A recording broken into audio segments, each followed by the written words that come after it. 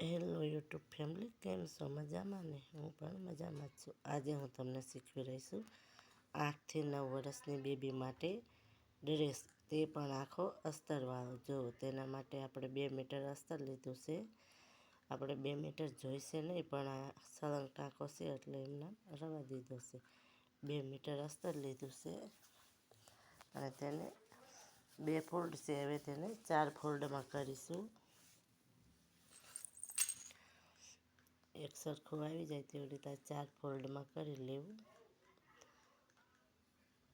અને જે માપનો આપણે ડ્રેસ કરવાનો છે તેને પણ આપણે ઊંધો કરીને લઈ લીધો છે, એટલે જે અંદર સિલાઈ હોય ને માર્જન તે પણ આવી જાય સાથે. અને જો તેને 4 ફોલ્ડ કરી અને આ જે કાપડ આપણે સેટ કર્યું છે ને તેના પર મૂકી દેવાનું છે.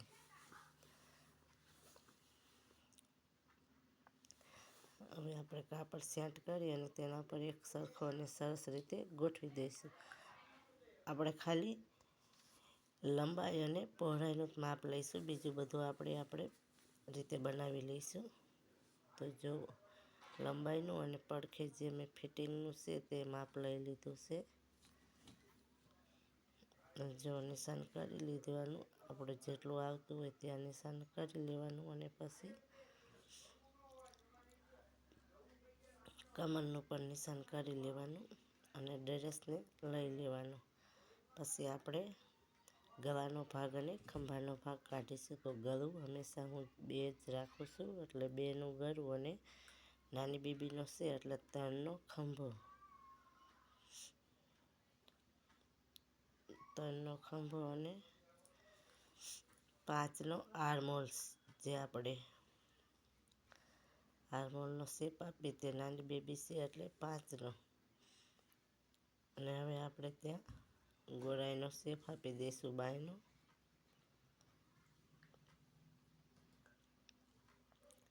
અને હવે આપણે ઉપર માપી જઈશું. તો 8 ઇંચનું છે તો આપણે કમરે 7.5નું ફિટિંગ રાખવાનું.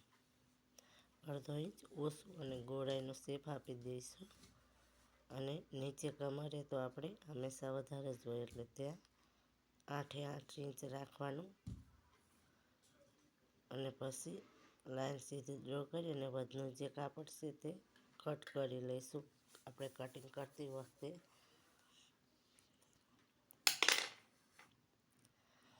જો તમારે આવા જ નવા વિડીયો જોવા હોય તો ચેનલને સબસ્ક્રાઈબ કરી લેજો, જેથી કરીને કોઈ પણ નવો વિડીયો આવે તો તમારા સુધી પહેલાં પહોંચે.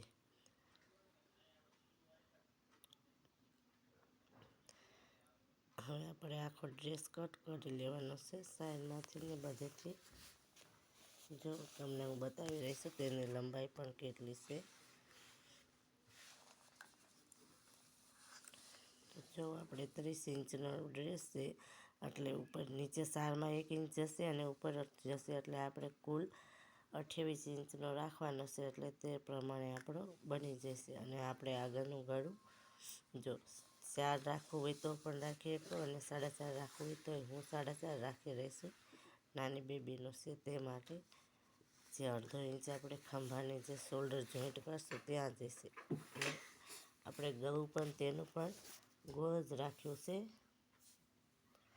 અને હવે આપણે તેને કટ કરી લઈશું.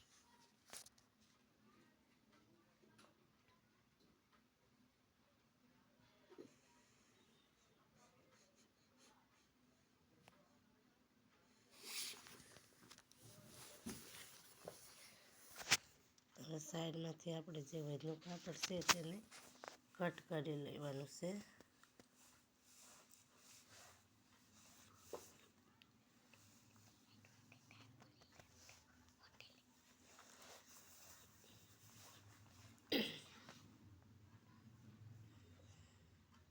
જો આ આપણું અસ્તર પરનું કટિંગ કપાઈ ગયું છે.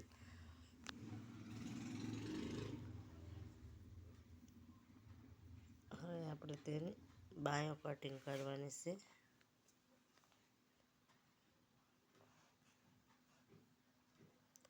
તેના માટે પણ આપણે જેટલું જોઈતું હોય તે પ્રમાણમાં કાપડ 4 ફોલ્ડ કરી લેવાનું. અને આપણે અહીંયા બાયો 9 અને 1 ઇંચ વધારે રાખીશું, પછી 10 ઇંચની રાખીશું, કારણ કે ઉપર નીચે બંને બાજુ આપણે સિલાઈમાં દબાય છે, એટલે આપણે 10 ઇંચની બાયલ કરી નાખી. 9 ઇંચ તો આપણે જોઈશે, એટલે જો હવે તેને આપણે સીધું કટ કરી લઈશું. અને આ કાપડ પણ 4 ફોલ્ડ છે. હવે તેના પર જે આપણે ડ્રેસ કટ કર્યો તેનો આર્મહોલ્સનો માપ જોઈ લઈશું. તો જો જેટલું એ માપ આવે છે ને તેનાથી અડધો ઇંચ ઓછું શેપમાં આપણે કટ કરવાનું, કારણ કે તે અડધો ઇંચ તો આપણે સિલાઈમાં જે શોલ્ડર જોઈન્ટ કરશું ત્યારે જશે, તે માટે આપણે બાય પણ કટિંગ કરી નાખી.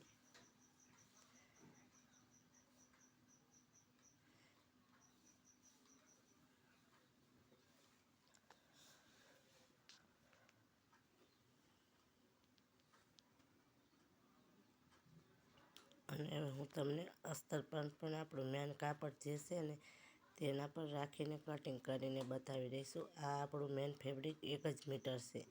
આ જે નાની બેબી છે તે માટે એને 1 મીટરમાંથી પણ ડ્રેસ બની જાય છે. હવે આપણે તે સરખી રીતનું ફોલ્ડ કરી અને પછી તેના પર અસ્તર રાખીને કટ કરી લેવાનું. અત્યારે તો જે આપણે અસ્તર રાખીને આને પણ 4 ફોલ્ડ કરી લેવાનું, અને અત્યારે આપણે જે અસ્તર પર આ કાપડ રાખીને કટ કરવાના છે, પણ જે કાપડ આપણું છે તે આપણે વધારે જ રહેવા દેવાનું છે, જેથી કરીને આપણે આ અસ્તર કોઈ આ જે આપણું કાપડ મેન ફેબ્રિક છે એ અસ્તરને જોટિંગ કરતી વખતે આઘું પાછું થાય તો એટલે તે માટે વધારે જ રહેવા દેવાનું છે, જેથી કરીને આઘું પાછું થાય તો આપણે પાછળથી જોઈન્ટ કરીને પછી કટ કરી લેવાનું. અત્યારે તો વધારે જ રહેવા દેવાનું, એટલે હું આવી રીતે રાખીને જ કટ કરી લઉં છું.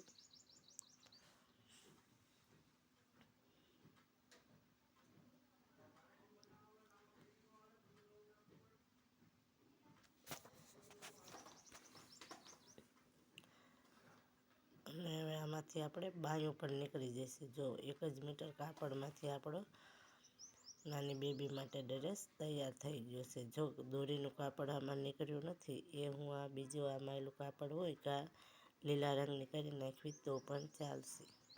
અને જો વિડીયો ગમ્યો હોય તો લાઈક કરજો, શેર કરજો, અને ચેનલમાં નવા હોય તો સબસ્ક્રાઈબ કરી લેજો.